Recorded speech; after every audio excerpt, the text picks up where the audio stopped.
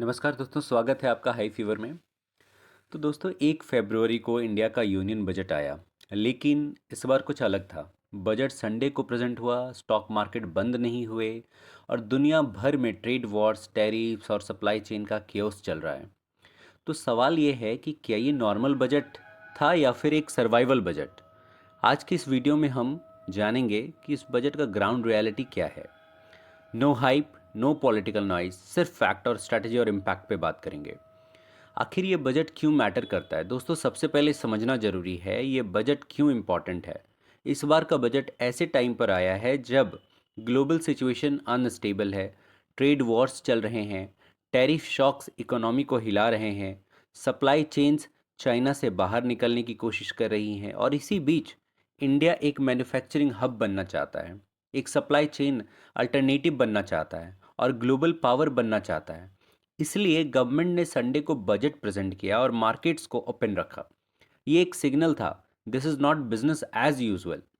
Government का goal clear है, short term में ग्लोबल वोलेटिलिटी हैंडल कर लेंगे, लॉन्ग टर्म में इंडिया को स्ट्रांग बनाना है। तो क्या ये बजट डिलीवर हुआ सही में? सच कहूं तो ये मिक्स्ड बैग था। कुछ स्ट्रांग डिसीजंस हुए, कुछ मिस्ड अपॉर्चुनिटीज थी और इसी को हम आगे डिटेल में समझेंगे।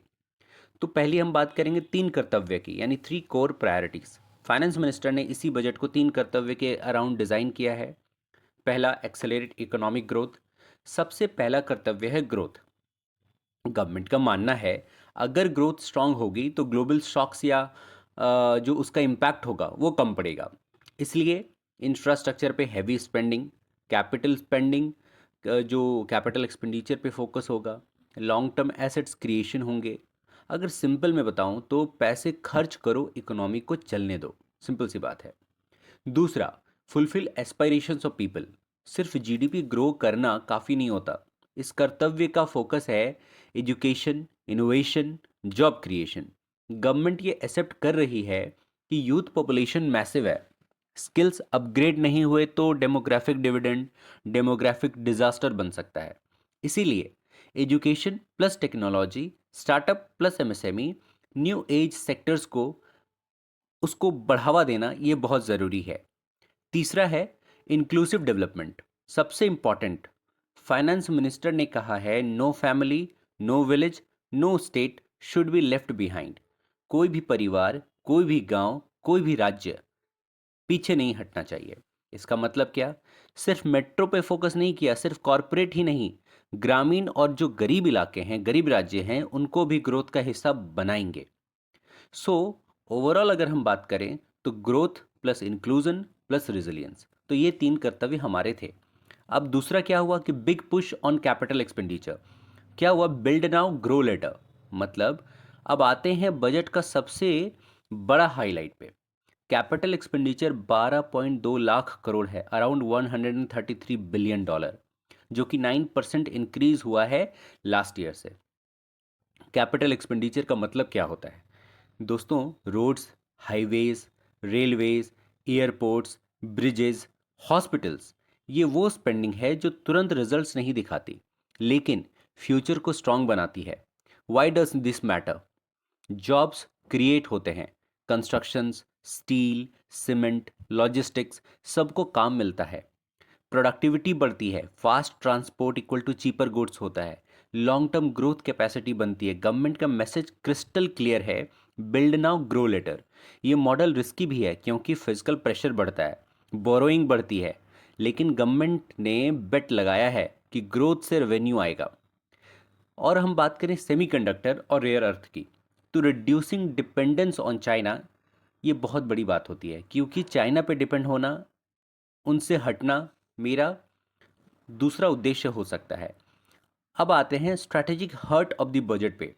इंडिया सेमीकंडक्टर मिशन 2.0, मतलब chips equal to modern economy का ऑयल। मतलब phones, cards, defence systems, AI, 5G, सब कुछ चिप्स पे चलता है। और आज चाइना मैन्युफैक्चरिंग कंट्रोल करता है, $1 ट्रिलियन से भी ज़्यादा का सरप्लस एंजॉय करता है। Taiwan plus US design control करते हैं। इंडिया का प्लान क्या है? इंडिया का प्लान है डिज़ाइन भी इंडिया में, मैन्युफैक्चरिंग भी इंडिया में, आईपी भी इंडिया का। इसलिए 40,000 करोड़ का एलोकेशन किया गया है। फोकस है chip design, manufacturing equipment, Indian IP, skilled workforce. फिर बात करते हैं रेयर अर्थ कॉरिडोर्स की। प्रॉब्लम यह है दोस्तों कि चिप्स के लिए रेयर अर्थ चाहिए। चाइना वर्ल्ड के 90% रेयर अर्थ कंट्रोल करता है। इसलिए गवर्नमेंट ने अनाउंस किया कि रेयर अर्थ कॉरिडोर्स बनाए जाएंगे 4 जगह पे: उड़ीसा, केरला, आंध्र प्रदेश, तमिलनाडु। फोकस क्या रहेगा इनका? Mining, processing, research, manufacturing. क्योंकि माइनिंग, प्रोसेसिंग, रिसर्च, मैन्युफैक्चरिंग अगर नहीं होता तो जो हमारा स्ट्रैटेजिक गोल है, क्या गोल है? सप्लाई चेन सिक्योर करना, एक्सटर्नल प्रेशर से इकोनॉमी को बचाना। ये इकोनॉमिक डिसीजन से ज़्यादा जियोपॉलिटिकल डिसीजंस है एक्चुअली। फिर हम लोग बात करेंगे कनेक्टिविटी, एमएसएमई और इंडस्ट्री सपोर्ट पे। हाई स्पीड रेल कॉरिडोर बन रहे हैं। गवर्नमेंट ने 7 high speed rail corridor announce किए हैं: मुंबई पुणे, पुणे हैदराबाद, हैदराबाद बेंगलुरु, इसी तरह से 7 है।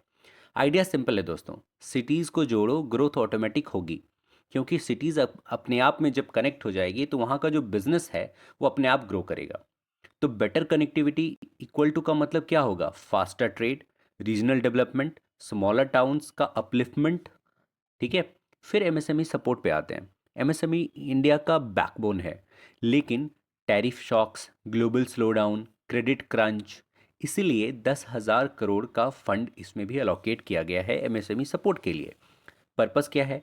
रिस्क क्वेश्चन, जो भी रिस्क आएगा उसके लिए एक तकिए का काम करेगा। स्केलिंग सपोर्ट, अगर कोई बिजनेस बहुत ज़्यादा स्केल नहीं हो रहा तो उसमें ये सपोर्ट करेगा। तीसरा job creation, job create MSME लोग ही करते हैं, वो एमएसएमई इंडस्ट्रीज ही करती हैं, इसलिए जॉब क्रिएशन यहीं से होगा। थिंक ऑफ इट एज किस तरह का? Government backed venture capital for small business. अभी तो वर्ल्ड बैंक ने भी 8 से 10 बिलियन डॉलर का हेल्प करने के लिए उन्होंने कहा है कि इन्वेस्ट करेंगे वो इसी सेक्टर से, 5 ग्रोथ जहाँ पे जॉब क्रिएट होंगी वैसे सेक्टर्स पे। फिर बात करते हैं टेक्सटाइल सेक्टर रिवाइवल कैसे किया जाएगा। क्योंकि हमारा यूरोपियन यूनियन के साथ में हमारा एग्रीमेंट एफटीए साइन हुआ, तो हमारा टेक्सटाइल सेक्टर जो कि 250 बिलियन डॉलर है अभी यूरोपियन यूनियन का, उसको पकड़ने का है। तो टेक्सटाइल सेक्टर लेबर इंटेंसिव है, एक्सपोर्ट ओरिएंटेड है, सबसे ज़्यादा टैरिफ हिट इलाका, लेकिन हमारा तो टैरिफ ऑलरेडी हट चुका है वहाँ से, तो एक एज मिलेगा यहाँ पे, तो इसीलिए इसको रिवाइवल करना है। गवर्नमेंट का रिस्पॉन्स क्या आया? Integrated 5 part scheme, focus on natural and manmade fibres, modern machinery, handloom and handicrafts.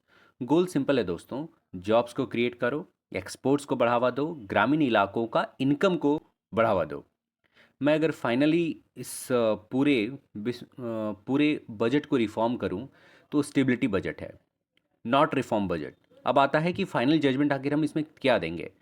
तो सिंपल है, इंफ्रास्ट्रक्चर को पुश किया गया है स्ट्रांगली, स्ट्रेटेजिक सेक्टर पे फोकस है, चाइना डिपेंडेंस कम करने की कोशिश की गई है, एमएसएमई, न्यू एज सेक्टर्स को सपोर्ट किया गया है। कोई बिग रिफॉर्म लेकिन नहीं आया। टैक्स साइड पे एक्साइटमेंट नहीं था और इसी वजह से मार्केट धड़ाम से गिरा है। मार्केट्स अनइम्प्रेस्ड हुआ। और ये बजट जो है क्राइसिस मैनेजमेंट बजट है, स्टेबिलिटी फोकस्ड बजट है, लेकिन रिफॉर्म बजट ये नहीं है। अगर ग्लोबल सिचुएशन और ख़राब होती है तो ये बजट शील्ड का काम करेगा, लेकिन अगर इंडिया को नेक्स्ट लीप लेनी है तो पॉलिसी रिफॉर्म्स स्टिल पेंडिंग अभी भी रहेगा। दोस्तों, आपको ये बजट स्ट्रांग लगा या सेफ? कमेंट में लिखो। और इसके साथ में मैं एक चीज़ और बताना चाहता हूँ, जो विजय केडिया हैं उन्होंने भी यहाँ पे एक मेंशन किया है यहाँ पे कि देखिए, ये जो बजट था मैं मानता हूँ कि भारत के भविष्य के लिए उज्जवल है। चैनल को सब्सक्राइब करिए दोस्तों, मिलते हैं नेक्स्ट वीडियो में। जय हिंद।